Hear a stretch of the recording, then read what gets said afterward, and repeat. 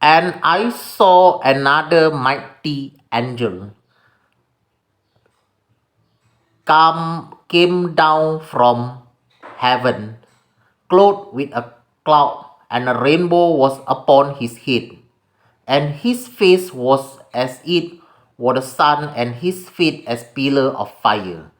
And he had in his hand a little book open, and he set his right upon the sea, and his left foot on the earth, and cried with a loud voice, as when a lion roars. When he had cried, 7 thunders uttered their voices.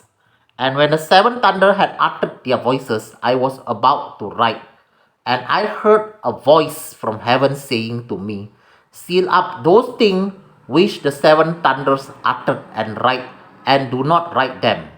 And the angel which I saw stand upon the sea and upon the earth lifted up his hand to heaven, and swore by him that live forever and ever, who created heaven and the things that therein are, and the earth and the things that therein are, and the sea and the things which are therein, that there should be time no longer.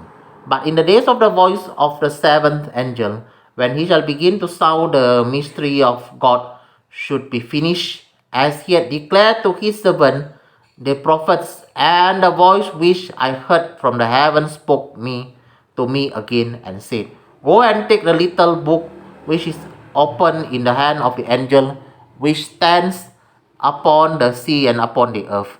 And I went to the angel and said to him, give me the little book. And he said to me, take it and eat it up, and it shall make your belly bitter, but it shall be in your mouth sweet as honey.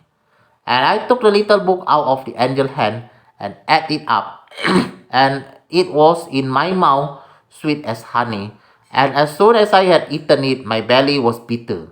And he said to me, you must prophesy again before many peoples and nations, tongues and kings.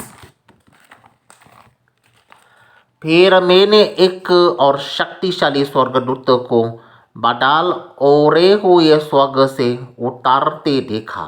उसके सिर पर मेघ धनुष था, उसका मुंह सूर्य के समान और उसके पांव आग के खंभे के समान थे। उसके हाथ में एक छोटी सी खोली हुई पुस्तक थी। उसने अपना दाहिना पांव समुद्र पर और बायां पृथ्वी पर रखा, और ऐसे बारह शब्द से निकल चिल्लाया जैसा सेन गरजता है। और जब वो चिल्लाया तो गर्जन के 7 शब्द सुनाई दिए। जब 7 गर्जन के शब्द सुनाई दे चुके तो मैं लिखने पर था, पर मैंने स्वर्ग से ये शब्द सुना जो बातें गर्जन के उन 7 शब्दों से सुनी है, उन्हें गुप्त रख और मत लिख।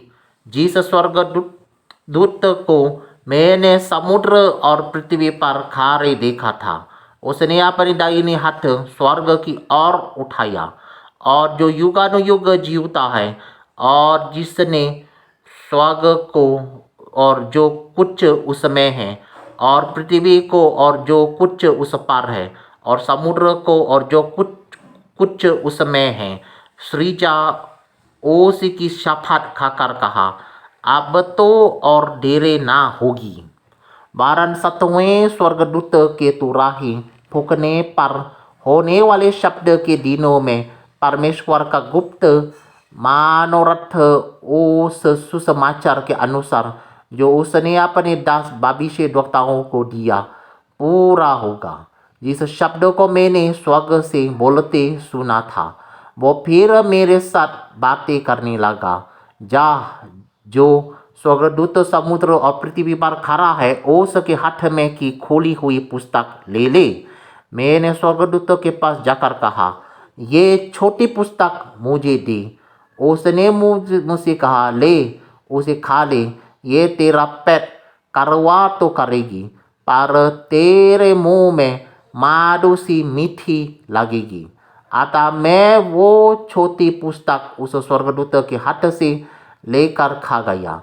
वो मेरे मुंह में मधु से मीठी तो लगी, पर जब मैं उसे खा गया तो मेरा पेट कड़वा हो गया।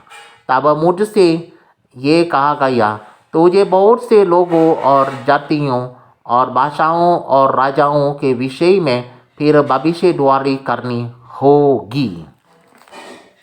Alright, I have finished reading. Thank you.